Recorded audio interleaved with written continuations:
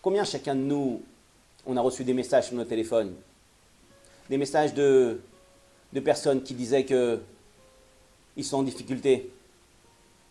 Il faut prier pour eux, parce qu'ils sont malades, parce qu'ils ont perdu leur travail, et ils ont des enfants à la maison, ils ne savent pas comment les nourrir. Et le message disait qu'il fallait prier pour eux.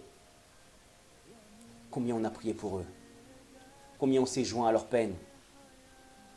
On a remué ciel et terre. On a fait des chaînes de Teilim pour aider ces personnes-là. Pour qu'Akadosh Baruch Hu lui ouvre une porte. On s'est associé à leur peine. Même si des fois, on ne savait pas qui c'était. On ne connaissait pas la personne. Mais l'histoire était tellement compliquée. On avait tellement de peine que on faisait Teilim. On priait pour eux dans notre filote. Les Chachamim nous disent, de la même façon que tu associes ta peine à quelqu'un qui est en bas de l'échelle, qui souffre, qui est malade, ou qui a besoin d'aide, d'Akadosh Baruch Hu, de la même façon, réjouis-toi aussi quand Akadosh Baruch Hu lui fait du bien. Les Chachamim nous expliquent que quelqu'un qui a une bracha, qu'Akadosh Baruch Hu lui a ouvert les portes, réjouis-toi. On apprend ça de la paracha de Yitro. Yitro Cohen Midian, un non-juif. Le beau-père de Moshe Rabbeinu. Quand les bénis Israël sont sortis d'Égypte, qu'est-ce qu'il a dit? Il a dit Baruch Hashem. Baruch Hashem HaKadosh Baruch Hu, il vous a sorti d'Égypte. La Gemara dans Sanhedrin explique et dit c'est un gnaï, c'est une honte pour le Ram Israël et pour Moshe Rabbeinu. Que même les bénis Israël n'ont pas dit Baruch Hashem HaKadosh Baruch Hu. On s'associe à la peine de quelqu'un qui a des difficultés, qui est malade. On ne connaît même pas la personne des fois. Mais quand une personne a une bracha d'Akadosh Baruch Hu, Akadosh Baruch Hu lui a donné de l'argent pour acheter une maison, réjouis-toi. Mais nous, ça nous dérange. Même si on ne le dit pas, ça nous dérange. Quand la personne, mon meilleur ami vient de se marier, au premier Shidour, il a rencontré quelqu'un. Et ça y est, il a fixé la date.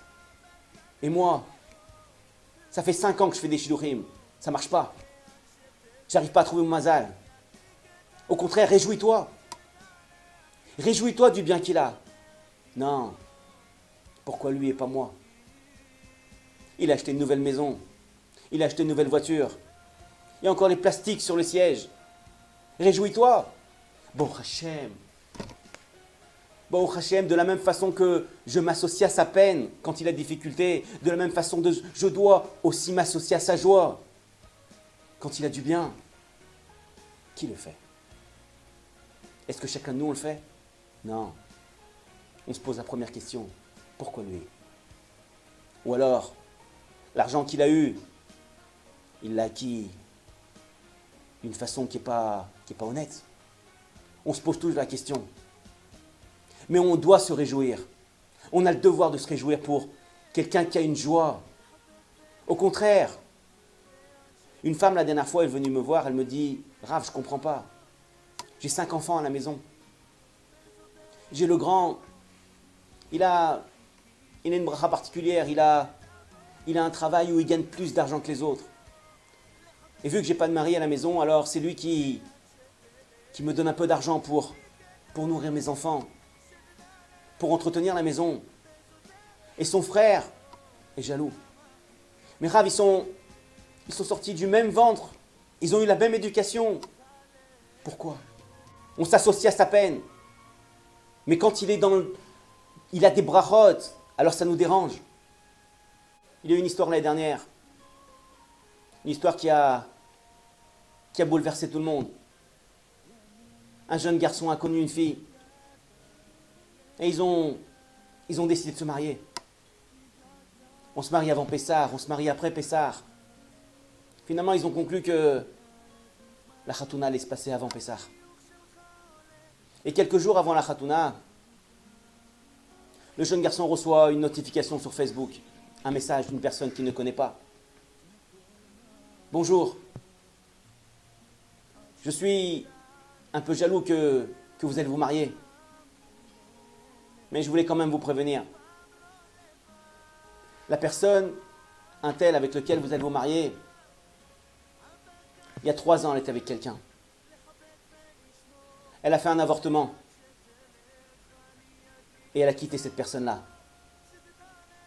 Donc faites attention.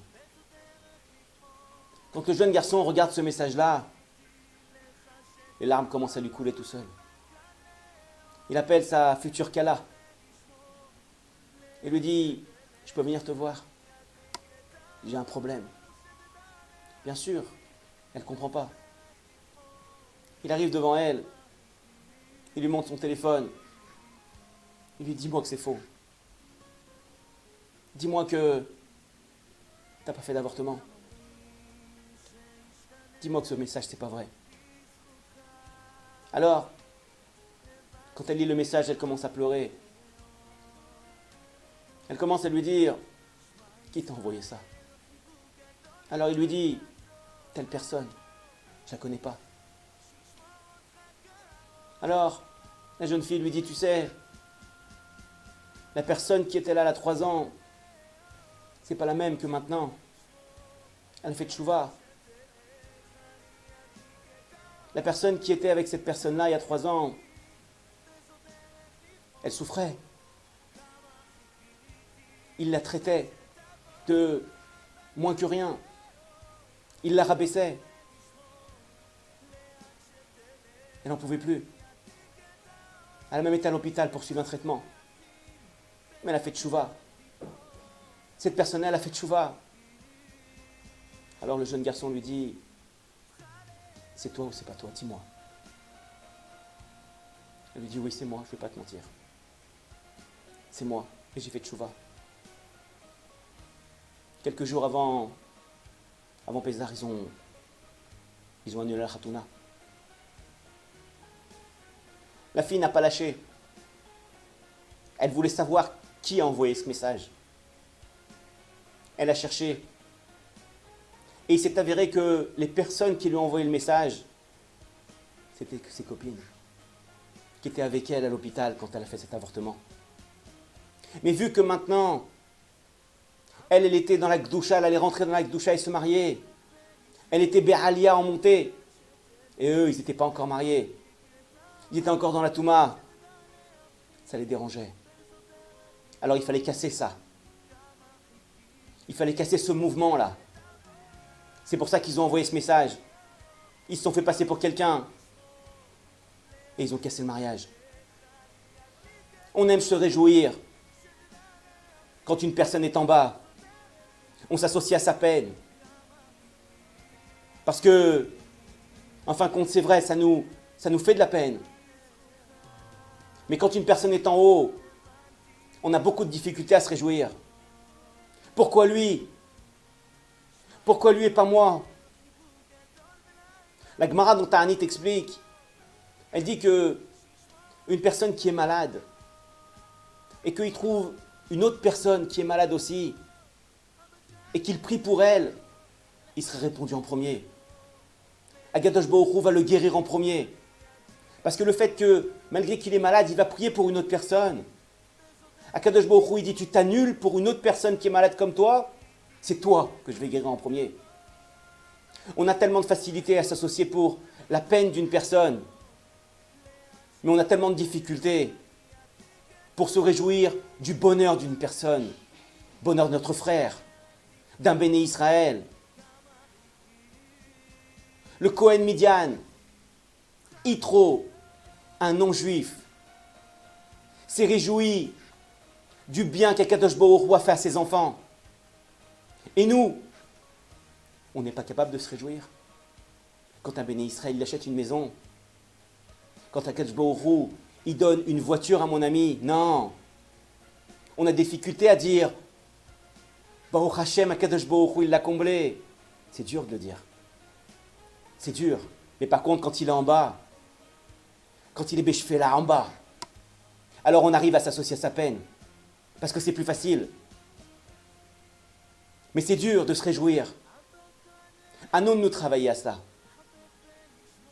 de se réjouir du bien qu'Akadosh Baruch Hu fait au Ham Israël, qu'Akadosh Baruch Hu fait à mon frère, à mon voisin, à nous de nous réjouir.